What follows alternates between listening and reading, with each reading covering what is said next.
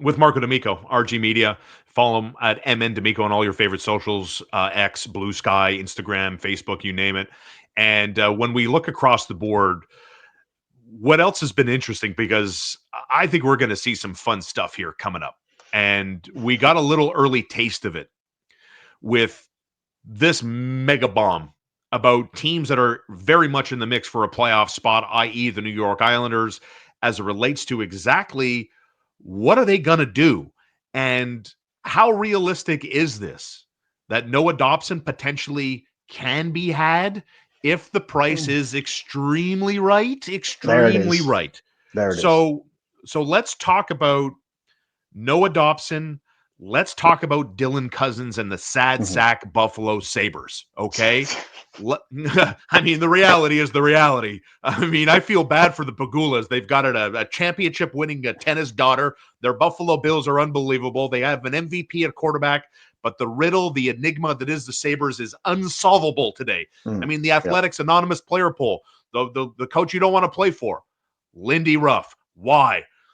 He's old, out of touch, maybe. Like, oh my gosh, what? Yeah, I wouldn't speculate on that, but I Hey, think I'm not speculating. This is anonymous quotes. I'm not the no, one no, I saying know. it. But like to me, like what Buffalo's issue stems on to multiple situations. Yes. And I think as we talk about the Montreal Canadiens, in fact, these are mistakes to avoid.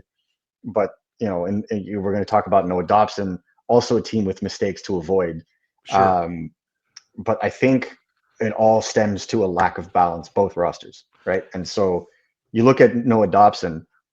The New York Islanders have been the rope-a-dope hockey team for the last Correct. 8 years. Well, basically since Lou Lamoriello took over after he left the Maple Leafs, which I believe was in 2017. And so you look at that roster, and they've just been adding pieces to it via trade, right? So they go and add a Bo Horvat, for example, which was, in my opinion, you look back on that trade, this is a really good trade because that first round pick, okay, but Atu Ratti has not been able to establish himself in the NHL. Yeah, So it was hasn't not caught on. such a bad trade, right? Yeah. Yeah. But I think the reality is like last year they made the playoffs, right? By a stroke of luck. And kudos again to Patrick Roy, who was able to extract the absolute best out of the Islanders, because this is a team that should be challenging for a lottery pick, not the last wild card spot. And the way that they're structured right now is they didn't have a lot of depth. Now all of a sudden, the Islanders trade for Scott Perunovich. They pick up Adam Boquist on waivers, and they sign Tony DeAngelo, who scored on his own net yesterday. Yeah, he's been putting points up though for his team and against the other team though. Yeah, I'm just saying, Yeah. like Tony D is good for highlight reels, for and against. Yeah, And no so doubt. that's not by hazard. Yes, Noah Dobson is injured in week to week, but he is expected to be back soon. But you don't Yeah. load up on right shot defenseman. Well, I mean, Scott Perunovich, I believe, is a left shot, but you don't go and get Boquist and sign Tony DeAngelo when you know you have Dobson coming back.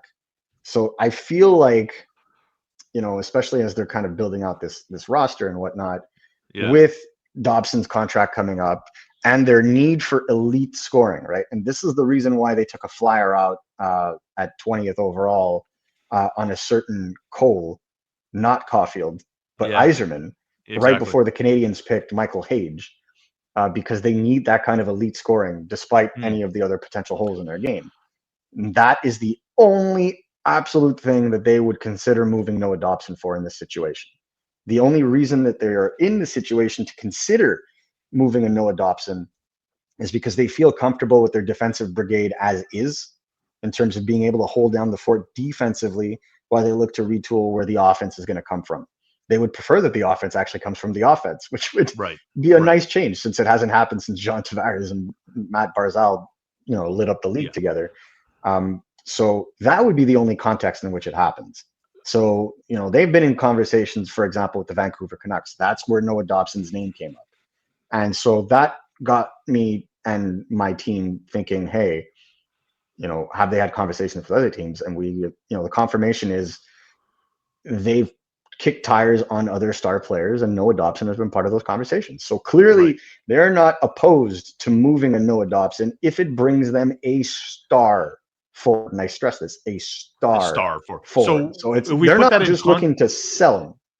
No. I mean, he's a 24-minute eating on the right side of 25, Yeah, who plays a very, very big position and can put one up of the monster. few potential stars to come Correct, out of the correct. Like QMJHL in he's the coming last off 10 a years. 70-point campaign here. I mean, this guy, Yes. he's the real deal. A 70-point So campaign on Long Island. I don't want to yeah, get in trouble well here. said. So let's put it in context with the Canadiens for a second, right?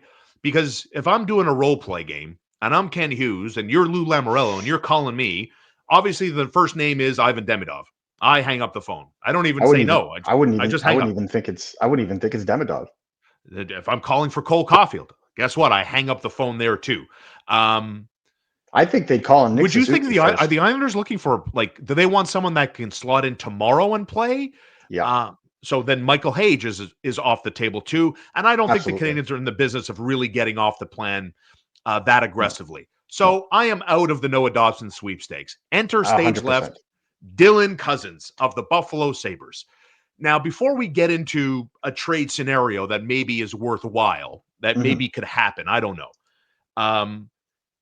Talk to me about your level of confidence that Dylan Cousins is going to be another Ryan O'Reilly, another Jack Eichel. Here's a guy that languished in Buffalo. It hasn't worked out. He's regressed after getting a contract, but all he needs is to get out of Buffalo. Do you apply that logic to Dylan Cousins in this scenario, as apparently Cousins and the Buffalo Sabres might be parting ways? I always go back to that season where he put up Yeah. 68 points. I think it's 3 years ago now. Yeah, 31 goals, right? Yeah, and Yeah. Logan Thompson was like at 94 points.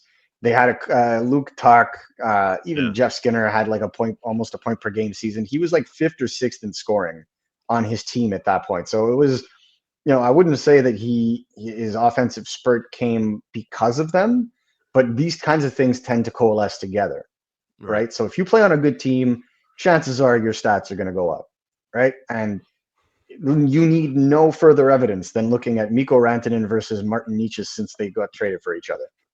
One's a point per game player and one has got 2 points in 6 games. Granted, he's nursing an injury, but the point that I'm trying to make is context matters and who you play with matters. And I feel like that's the case. For example, I feel like that's the case with Nick Suzuki. I feel like Nick Suzuki is a shoe-in point per game, number one center in the NHL that has been playing with one top 6 winger his entire career. Because I feel like, Slafkovsky can be a top 6 winger, and he was in the later half of last year, but he hasn't been since. Clearly. And Tony Marinaro of the Sick Podcast had a really good comment, and I think I agree with this. When Ivan Demidov is going to be even, half of his prime, I believe that Nick Suzuki will be a perennial point per game center, and it won't be a question, right? When he finally has a top line worthy of the name. And so when it comes to that kind of a scenario, I feel the same way when it comes to a Dylan Cousins. Dylan Cousins not necessarily getting the best opportunities, 2 coaches in a row not necessarily giving him the best of the utilization that he can get. But I am, it's the how he plays. So it's the size, it's the speed, it's the shot, it's the work ethic. Hence the workhorse from Whitehorse. Yes, exactly. Unfortunate, love it, but also hate it. But you have that ability, and that's why teams are calling. But that's also why teams aren't making the trades yet, because the ask from Buffalo is probably much higher than the risk that teams are willing to take on. Because what happens if it doesn't work out? What happens if he is just a 40 to 50 point center for real, and he is, a high-end third-line center or a low-end second-line center? Are you really going to give up that much and take on that kind of salary for that long? And I think that's the thing. A lot of teams, like the Nashville Predators, we can confirm at RG Media, we were having this conversation. The Nashville Predators were in conversations prior to the December trade freeze for a guy like Dylan Cousins. And the stickler was salary because they wanted Buffalo to retain, and Buffalo had absolutely no desire to do so.